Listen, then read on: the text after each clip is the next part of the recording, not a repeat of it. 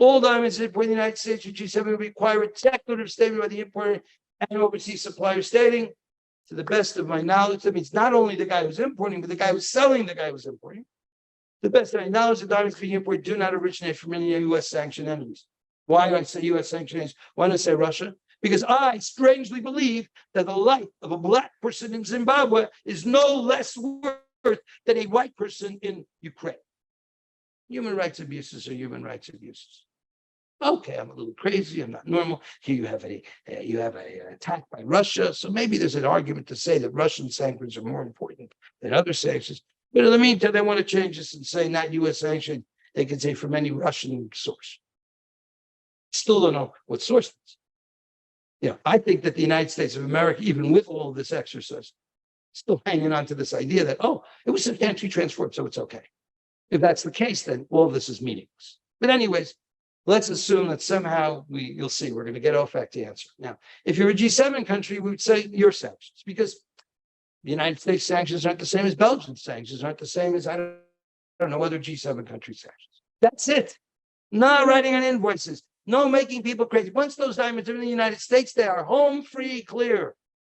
Make us crazy. Don't destroy our industry. That's my proposal. And I'm going to go out and see if we can get people to support it. I'm absolutely 100% opposed to the horrible, terrible proposal put out by the World Diamond Council that's going to tie us up in enough paperwork to kill us. You want to talk about environmentalism? How about we stop killing all those trees? So what's our action plan? What are we going to do? This is that. So first of all, we've got to go and get our own political power and strength. The U.S. diamond jewelry trade can protect itself if and only if, that's a strange, if and only if, we reach out to our congressional representatives, senators, and congressmen. They can and will protect our interests if we communicate with them. Votes count, so we're going into an election. It'll take effort, take coordination. Every congressional district has members of our trade in it. Our industry operates at the local level. We are influential members of our communities. We must use our relationship to help us communicate directly with our representatives, explain our issues, and request their help. Help! We have to work together to sign petitions. And we'll help you and you'll help us and we'll figure it out. We work together and sign petitions to U.S. government agencies stating our needs. These petitions should be supported by regulators. So what's the plan? Say we go to OFAC. We say, OFAC, we sent you this letter from Rapaport in February. You're not answering maybe because of political reasons. Guess what? Here's a letter from 100 congressmen saying, please answer that letter. We, the elected representatives of the United States, we want to know, can you import Russian source diamonds that are cut outside of Russia? Yes or no? Because our constituents, the people that vote for us, want an answer to that question. So, Mr. OFAC, we have a lot of respect for you. You're a wonderful organization. You do great things. Please respond to this question. I think it's in the question themselves. It doesn't have to come from Rapaport. But let Congress ask the question to OFAC as well and say, what is the deal with these goods?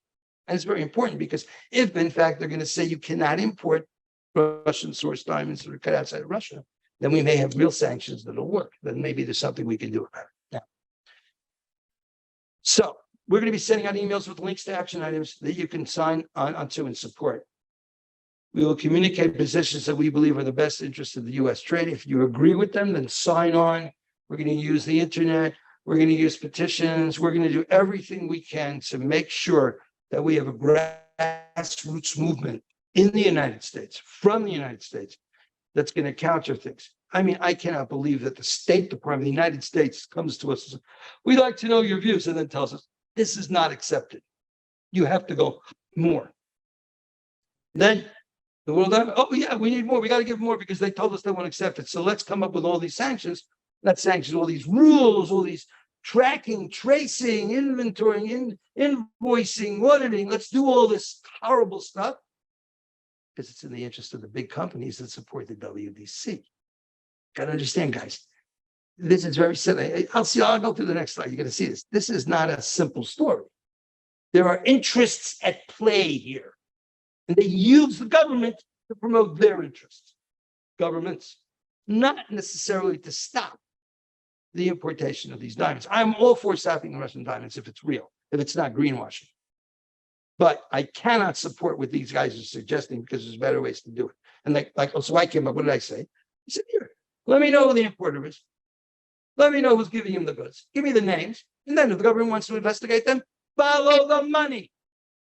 Our job is not to do the job of enforcement for the United States of America from their sanctions. Government wants to enforce sanctions. They have OFAC. They can enforce sanctions. They can see all the money. But do not put this on our trade. Anyways, ours. So what are our action points? First of all, regarding sanctions, I'm asking people to let the government know that the World Diamond Council does not represent everyone in the diamond industry. They don't. They've been able to convince or confuse or collaborate with various heads of World Diamond Federation, this, that, but this is not the people. This is not the jewelers. These are not the people who are really doing the business in America and driving the diamond business and funding the diamond business and supplying the money that the diamond business needs to operate.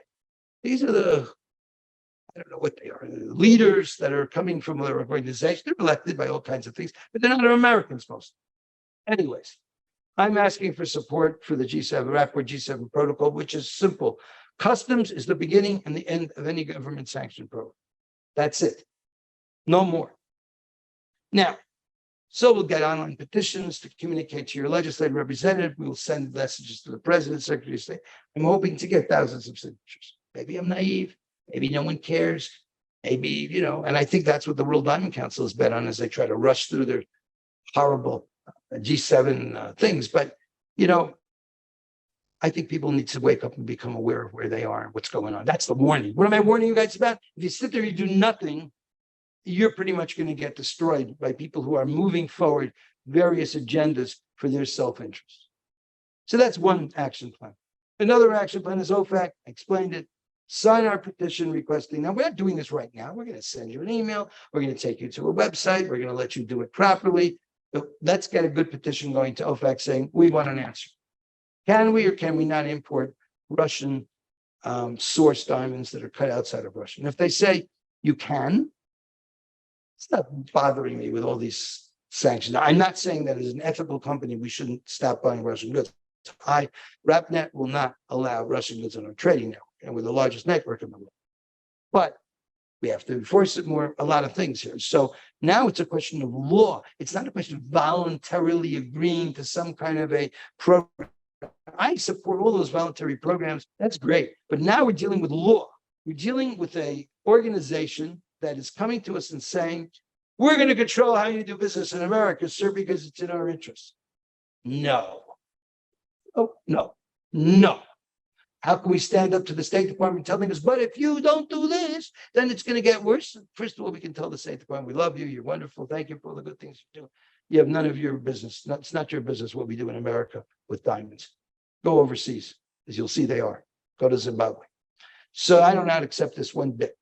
So we have to go to our legislators and say, please protect us. Protect us from WDC, protect us from G7, mostly protect us from the State Department. Now, so that's the second action plan for now. And the third one is synthetic diamonds. We write a petition. Look, we can't tell people not to buy synthetic diamonds. It's a legitimate product if people want to sell it legitimately. But we can say you cannot sell these diamonds and compare them to natural diamonds in every aspect, except omission. I didn't tell you that the prices are going down to the extent that it's going to be $10 a carat, or I'm just not telling you in general, they don't hold value. They don't hold value. I sell you, here's a bag, nice bag. Today people have the paper bags. Here's another bag. The second bag is just like the first bag, except it's got holes in the bottom. I didn't tell you that. I show you, it looks very pretty. Bottom line is we need to protect our interests as the United States jewelry industry, and we can't rely on these trade organizations to do it. All right, I need help. Help. It's not just the issue of help that we can't do this without the help and cooperation of members of the trade.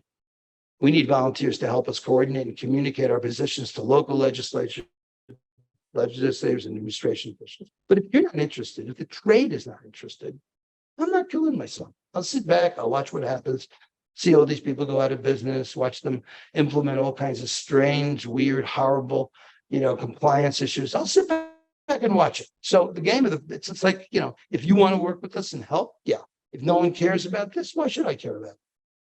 So this is the help thing is really serious. We need help. if this is going to happen, we need to work together as a team. We need to coordinate. Everybody can take part in the effort.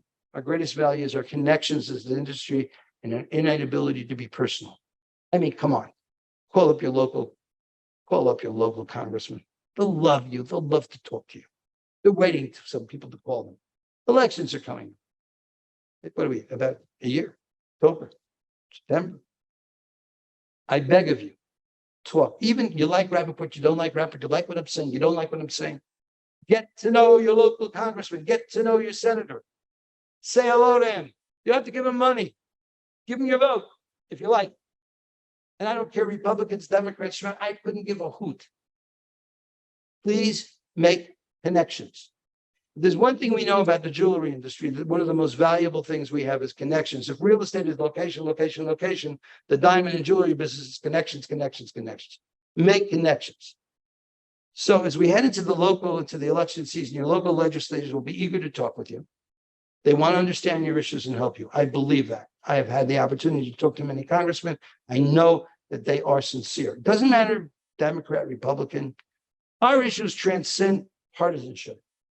Everybody wants to take care of these jewelers that are out there. They are voters, they are people, and they're influential in their community. We're asking our representatives to protect us from unfair competition. Unfair competition. Here, let me give you some compliance stuff that you can choke on so the big guys can take over your business. And foreign G7 government intervention. What the hell are these G7 countries doing, telling us in America how to sell our diamonds and our jewelry? What are they, crazy? They can't tell us in America what to do. Okay, and I believe that the Congress people, you can make connections with your Congress people. Bottom line, if the jewelry industry wants to get out of this mess, they're going to have to make sure that the government is with them and not against them.